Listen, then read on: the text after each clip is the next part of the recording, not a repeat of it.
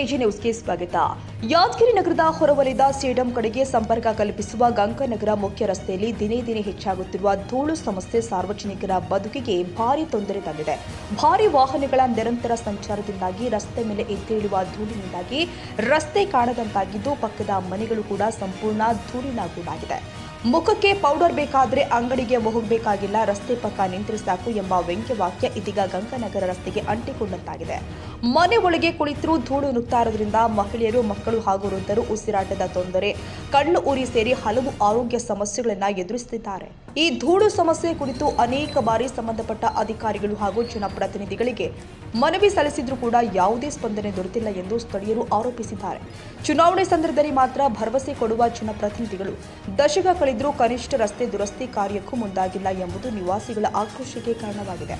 ಇನ್ನು ಮಳೆಯ ಸಮಯದಲ್ಲಿ ರಸ್ತೆ ಪಕ್ಕದ ಹಳ್ಳದ ನೀರು ಹರಿದು ರಸ್ತೆ ಮಧ್ಯೆ ಇರುವ ಸೇತುವೆ ಸಂಪೂರ್ಣ ಮುಳುಗಡೆಯಾಗಿ ಸಂಚಾರ ಸ್ಥಗಿತಗೊಳ್ಳುವ ಪರಿಸ್ಥಿತಿ ನಿರ್ಮಾಣವಾಗುತ್ತೆ. ರಸ್ತೆ ಸಂಪೂರ್ಣ ಹದಗೆಟ್ಟಿರುವುದರಿಂದ ಮಹಿಳೆಯರು, ಗರ್ಭಿಣಿಯರು ಹಾಗೂ ವೃದ್ಧರು ನಡೆದು ಹೋಗಲು ಕೂಡ ತೀವ್ರ ತೊಂದರೆ ಅನುಭವಿಸುತ್ತಿದ್ದಾರೆ ಎಂದು ಗಂಗಾನಗರ ನಿವಾಸಿಗಳು ಎಜಿ ನ್ಯೂಸ್ ಜೊತೆ ಮಾತನಾಡಿದರು. ಇದು ರಸ್ತೆನ ಪೌಡರ್ ಕಾರ್ಖಾನೆಯ ಎಂದು ಪ್ರಶ್ನೆ ಮಾಡುತ್ತಿರುವ ಸ್ಥಳೀಯರು ಕೂಡಲೇ ರಸ್ತೆ ಅಭಿವೃದ್ಧಿ ಹಾಗೂ ಧೂಳು ನಿಯಂತ್ರಣ ಕ್ರಮಗಳನ್ನು ಕೈಗೊಳ್ಳಬೇಕು ಅಂತ ಒತ್ತಾಯಿಸಿದ್ದಾರೆ.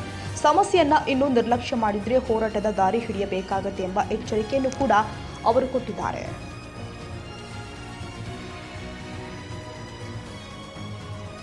ಕನ್ನಡಿಗರ ಮೆಚ್ಚಿನ ನಿಮ್ಮ ಎಜೆ 24/7 ನ್ಯೂಸ್ ಕನ್ನಡ ವಾಹಿನಿ ಇದೀಗ ಟಿವಿಯಲ್ಲಿ ಲಭ್ಯ. ವೇಳೆ ನೋಟಿಸ್ ಕೊಟ್ಟಿದ್ರೆ ವಾಪಸ್ ತಗೋತೀವಿ. ಇವತ್ತು ವಕ್ಫ್ ಪ್ರಾಪರ್ಟಿ ಅಂತೇಳಿ ಬರ್ತದೆ ಅಂತ ಹೇಳಿದ್ರೆ ರೈತರು ಬೀದಿಗೆ ಬದಲು ಏನ್ ಮಾಡ್ಬೇಕಾಗತ್ತೆ? ಯಾರು ವೋಟ್ ಹಾಕಲಿಲ್ಲ ಅಂದ್ರೆ ಗ್ಯಾರಂಟಿನೆಲ್ಲ ಸ್ಟಾಪ್ ಮಾಡ್ಬಿಡ್ತೀವಿ.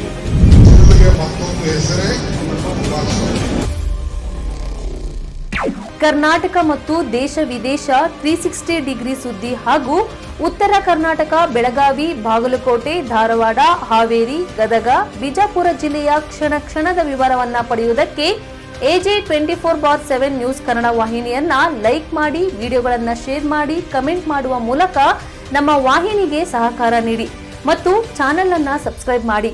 ಧನ್ಯವಾದಗಳು.